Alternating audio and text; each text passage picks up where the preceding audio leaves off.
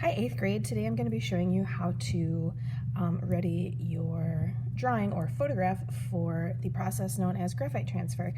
So the first thing you're going to need to do to ready yourself for the transfer process is if you have any graphite marks currently on your artwork that you don't want to be part of your design, you want to take a moment to erase those away. So I did a little sketching on my design here, so I'm going to take a moment just to erase away any residual graphite from the original design, because if it's not necessary now, I don't want it accidentally transferring to my rubber block once we get started. So, excuse me, what you're going to want to do is take a moment to use a ruler to really create precise lines to the borders that you've created.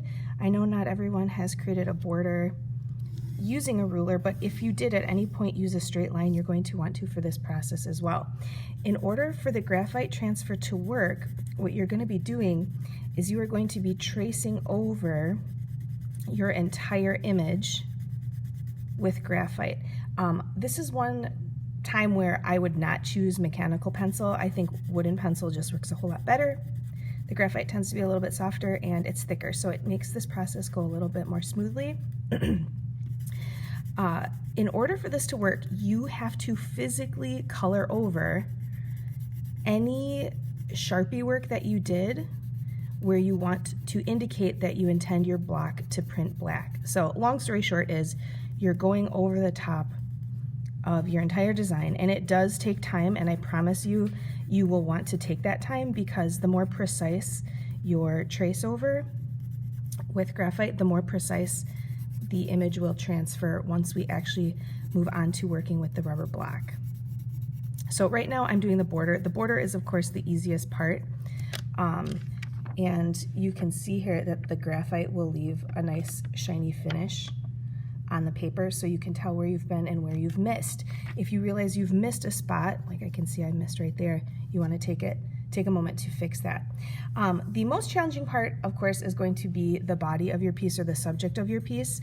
We spent quite a bit of time working on these designs, and we wanted to create those really thick outlines and borders, and that's true here in this step of the process as well. You can't just go over your outlines with the thickness of a pencil line. You can see right here, it's just not thick enough to represent the black line that we've created. So you really do want to take your time, and you're only including pencil where you want your areas to print black. I personally think the outlines go pretty quickly. They're not too difficult.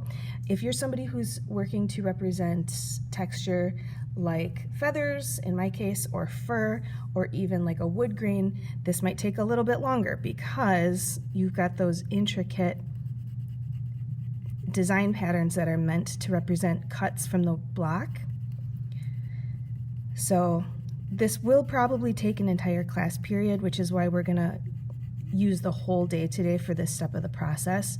You occasionally want to hold your design up and kind of look and make sure. You can see here I haven't taken the graphite all the way out to the edge the way I need to.